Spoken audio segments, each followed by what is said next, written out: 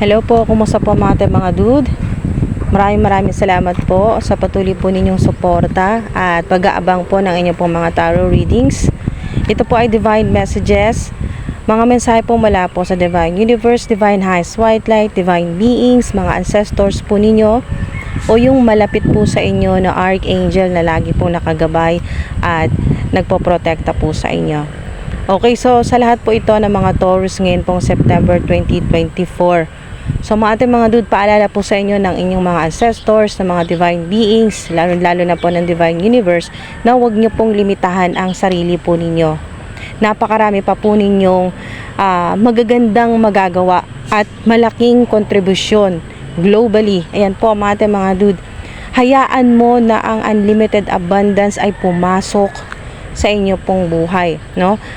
Lalo na po no, pag ting umaga, pagbukas po ninyo ng pintuan po ninyo, pagbukas po ng store, ng shop, yan po, pagbukas po ninyo ng mga bintana po ninyo ay sabayan nyo na rin po ng panalangin, ng positive affirmations na ang lahat po ng papasok yan po sa inyong tahanan energetically ay puro po abundance, prosperity, good news, positive energy, healing. Yan po na lahat po ng miyembro ng pamilya, lahat po na nakatira po sa bahay po ninyo, lalo ka na ay talagang mag-manifest, no, na pumasok ang swerte, ang magaan na pakiramdam, ang healing.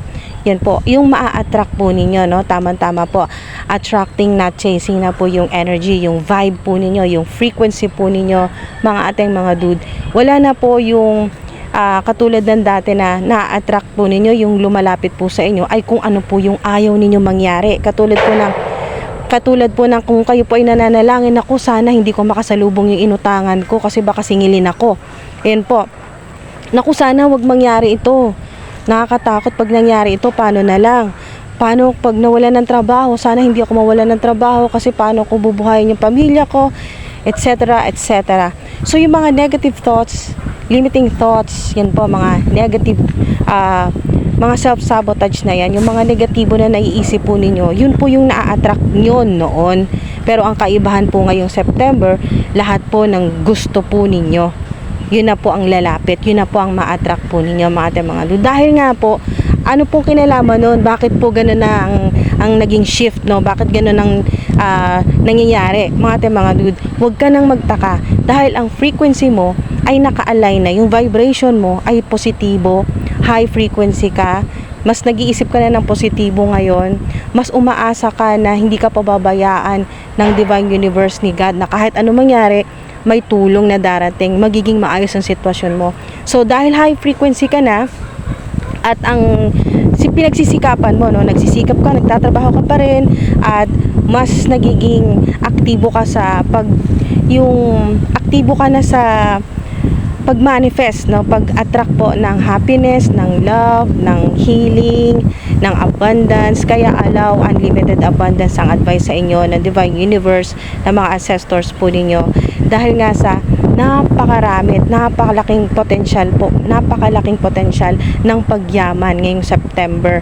Talagang huwag kang magtaka na ang mahahatak mo, ang mamamagnet o ma-attract mo ay abundance. Imbis na kahirapan, imbis na problema, imbis na sakit, yan po, o ano man pong malala po na karamdaman o mga yung matitinding problema o trahedya, yan po ay hindi na po lalapit sa inyo. Hindi nyo na ma-attract yan dahil nga sa ang frequency mo ay napakataas na, high vibe. Yan po mga ating mga dude, dahil na-activate nyo na-unlock nyo na ang abundance. Kitang-kita naman dito na na-attract mo na yung mga gusto mo, hindi yung kung ano yung ayaw mo.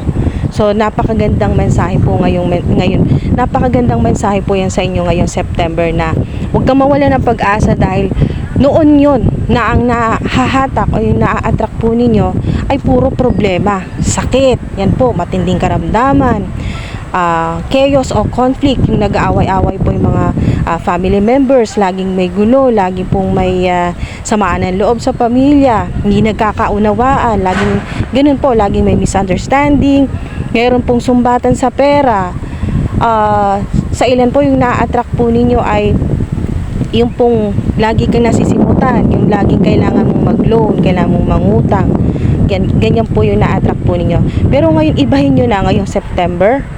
Yan po, may makita ka mang angel numbers, may makita ka mang mga signs, symbols, synchronicities, yan po, or sa panaginip, may makita ka man or wala. Yan po mga dude, no? Dahil sa ilan talagang kayo po ay naniniwala sa mga signs, sa mga synchronicities, angel numbers, naniniwala ka na sa panaginip, dinadaan din ng mga ancestors mo o ng divine universe na may magandang mangyayari, na may good news, ganyan po, na may pagbabago, may major shift, may pagbabago sa sitwasyon mo, mag-i-improve ang sitwasyon.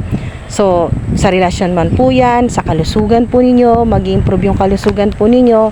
Yan po, mababawasan na po yung konsumisyon po ninyo, lalo na po konsumisyon po sa mga kasama po ninyo sa buhay, kasama ninyo sa bahay, konsumisyon sa trabaho, konsumisyon po sa mga nang babash po sa inyo, mga bashers, mga haters po ninyo, lalo na po sa mga public influencers, yung pong ganun pong katoxic na external at internal na conflict, yan po ay hindi na po yan uubra ngayong September. Hindi nyo na yan ma-attract, hindi na po lalapit sa inyo yan, dahil nga po sa may mga ginawa ka na nakita ng divine universe yung effort mo na ito na yung gusto kong mangyari, ito na yung pangarap ko malapit na rin. May mga nakikita ka ng pruweba, yan po, signs mula sa divine universe na kahit paano pinapakinggan pala yung panalangin mo, kahit paano may nagbabago, kahit paano, kahit sobrang laki ng problema, nagkakaroon pa rin ng solusyon. Okay ka pa, nagigising ka sa umaga. Yan po mga dude, nakikita nyo pa ang mundo, na-enjoy nyo pa rin kahit paano, nakakasama nyo yung inyo pong mahal sa buhay. Ayun po mga dude, no? Kung may sakit man po, kahit paano ay naiibsa ng kirot, o kaya po ay gumagaling pa rin po. Ganyan po mga dude, no? Yan po ay isang sign na talagang may pag-asa pa, no? May pag-asa, magiging maayos pa rin ang sitwasyon. Isipin nyo rin po na ngayong September, kahit sobrang hirap po ninyo, meron pa rin po bang tumutulong? May nalalapitan pa po ba kayo? Kahit isang tao, mga dude, na tumutulong po sa inyo. Hindi man financially sa ilan, di ka matulungan sa malaking halaga na kailangan mo, pero at least ba, meron ka bang nakakausap? Nakikinig naman sa'yo kahit paano, nakikisimpatya sa'yo, na nararamdaman mo yung genuine na pag-suporta sa'yo o yung pakikinig sa'yo. Kung meron pa at least isa, mga dude, isang sign na po yan mula sa divine universe, mula kay God, mula sa mga ancestors po ninyo, na dapat hindi ka mawala ng pag-asa, na dapat mas umasa ka ngayong September na may malaking pagbabago sa buhay mo. Yan po, yung mag-start po kayo ng maliit na may babaguhin ka sa araw-araw, may gagawin ka sa araw-araw na pagising mo, may babaguhin ka kahit maliit lang. No? Halimbawa, sa tuwing gigising ka, ang una mong hinahawakan cellphone, i-check mo kung may nag-message sa'yo, kung meron text, kung merong notification, kung may notification kang na-receive mula sa social media account, ganyan po.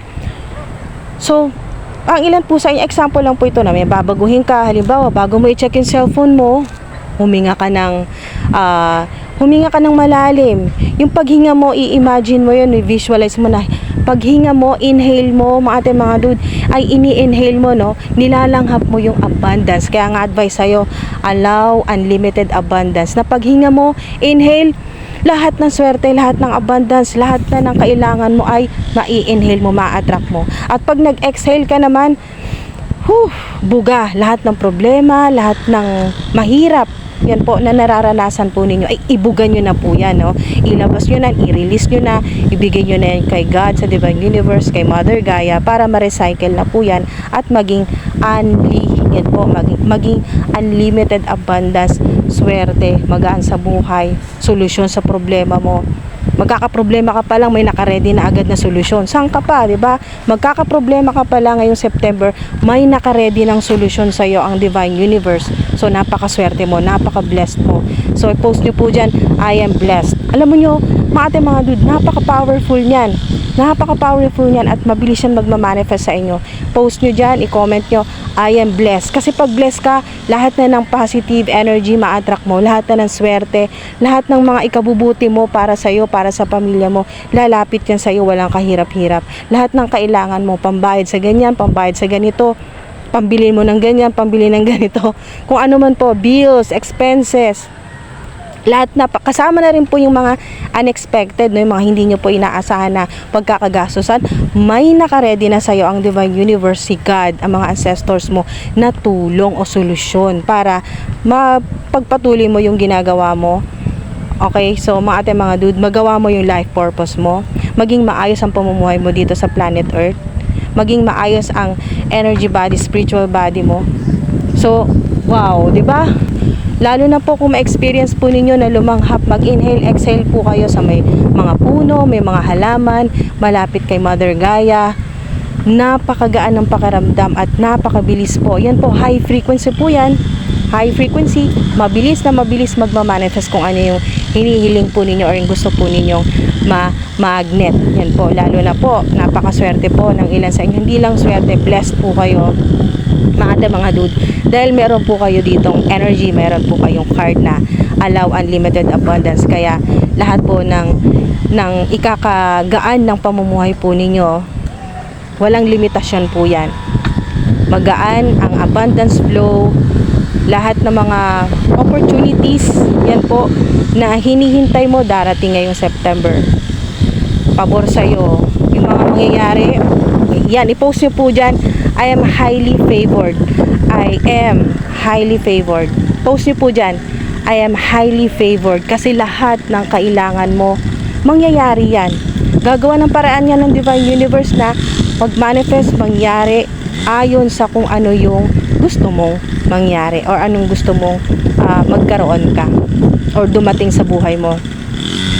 Love life, romantic relationship, romantic partner, na matino, na talagang sasaya ka na. Yan po, yung mas lamang na yung happiness kaysa sa stress. Yun po, happiness kaysa po sa stress, no? Mas lamang ang happiness.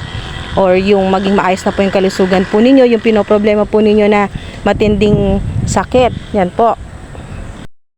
Yung karamdaman po ninyo na talagang problemado po kayo, hindi nyo alam kung saan kukunin yung pambili ng gamot o yung pambayad sa ospital, or meron po kayong mahal sa buhay na talagang dumadaan sa matinding pagsubok at gusto po ninyong tulungan pero wala ka ring maitulong. Yun po yung mga kung ano po yung gusto po ninyong i-manifest ngayong September ay mas magiging madali po yan sa inyo. At sa ilan naman po na namamroblema sa pera, yung may mga kailangan pong bayaran, lalo na napakalaking halagang kailangan po ninyong bayaran, may mga kailangan po talagang bayaran na napakalaking halaga, at ngayon pong September ay kailangan nyo na talagang makalikom ng pera para pambayad, ay huwag kang mag-alala, may nakahanda na solusyon ng Divine Universe dahil na-unlock mo na ang unlimited abundance. So kung anong kailangan mo, highly favored ka. Okay? So mga ate mga dude, maraming salamat po, ingat po kayo.